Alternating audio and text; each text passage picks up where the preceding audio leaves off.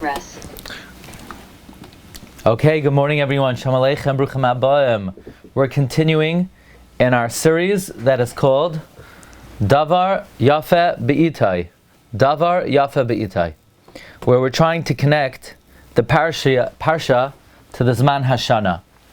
Now these are the weeks that it gets a little bit challenging, but b'siyata d'shmaya, we're continuing this project based on the principle of the Shlach HaKadosh, who tells us that the reading of every parsha of the year is connected to that Zman of the Shana. We're now in Chodesh Kislev.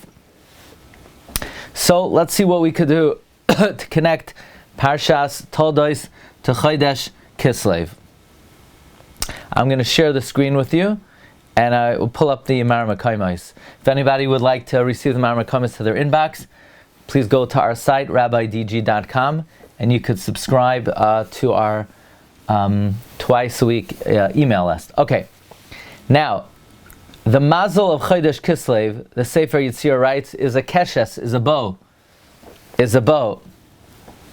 What's interesting is there's a Sefer Mayadei Kodshecha. The Mayadei Kodshecha says that if you look in the Parsha, we have a reference to a keshes, where Yitzchak Avinu tells Esav, V'ata sana kelecha, tel yecha v'kashtecha, your sword and your bow. So, what's interesting is that the mazel of the month is alluded to in this week's Parsha, is mentioned explicitly in this week's Parsha. Furthermore, in Bereshis Rabbah, the Bereshis Rabbah identifies the bow refers to Yavan. Kashtecha is a reference to Yavan.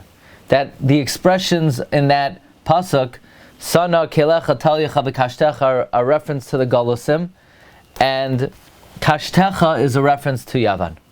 Okay. Then, this is quite a remarkable discovery. My friend Rabbi Yisrael Eliezer Levi sent me. This is really a Davar Pella. It says that Yitzchak Avinu davened Lenoichach Ishtai. Lenoichach Ishtai. But we don't quite know when they davened. Doesn't say when they davened. Did they daven on the yard site of a big tzaddik? Did they daven at a specific Eis Ratzon? It doesn't say. What is well known, and the Bnei Yissaschar brings it down, that Chanukah is a time that a person can access Rachamim to have children. Chanukah is a time to be Ma'orer, Pekudas, Akarim, V'Akarais. For people who have not yet been blessed with children, Chanukah is a time to have one's tefillos answered. So let's make a very simple cheshbon. Does anybody know, when was Yaakov Avinu born? Okay, the birth of Yaakov and Esav. When were they born? Does anybody know your grandfather's birthday? I mean, it's important to know when your grandfather's birthday is. Anybody know when was Yaakov's birthday? So the Gemara says that Rosh Hashana noldu ha'avos. The Gemara in Rosh Hashana says that the avos were born on Rosh Hashana. The Mefarshim say that means besides Yitzchak. Yitzchak was born in Nisan. But Avraham and Yaakov were born on Rosh Hashana. So let's make a cheshbon. If Yaakov was born in Rosh Hashana, then when did Rivka conceive? Isn't that an interesting question? If Yaakov was born on Rosh Hashana, then when did Rivka conceive? Well, we'll say, we need to know how. We don't quite know how many months she was pregnant. We know in the Chumash, very often people popped out a baby after 7 months. But it's interesting. It says by Rivka, "Vayimlu yamel aledas." She gave birth in full. Shemalu yamel.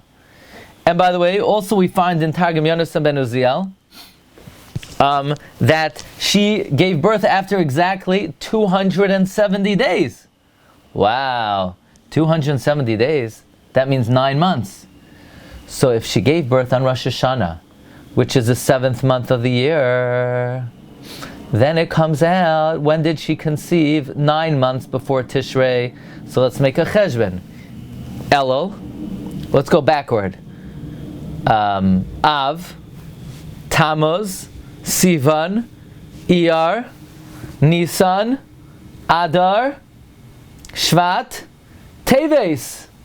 That means she conceived Rosh Chodesh Teves on Chanukah. Wow. Mamish Befeirosh. The Gemara says she gave birth to Yaakov on Rosh Hashana. That means she conceived on Chanukah. Isn't it beautiful? Bnei Yissaschar teaches Chanukah is a time where an akara could be remembered. And in fact, Rivka was remembered on Chanukah. So my friend Rabbi Eliezer Levi suggested this is a basis for the idea that akaros could be nifgad on Chanukah. And we could then say, Vayetar Yitzchak davened on Chanukah. By the way, this fits in amazingly with another remez of the Sefer Chamra Tava. The Chamra Tava brings wondrous remazim to Chanukah in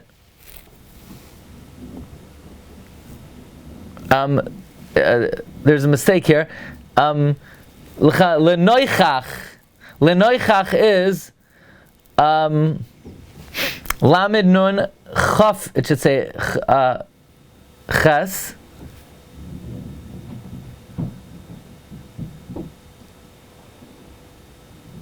And the Ches are part of the word Chanukah. So what's interesting is it's he says Lenoichach is Rosh Tevis, Kislev Lahadlik Ner Chanukah, and that Yitzchak davened for the nace that happened during those days, and Hashem was entreated by it.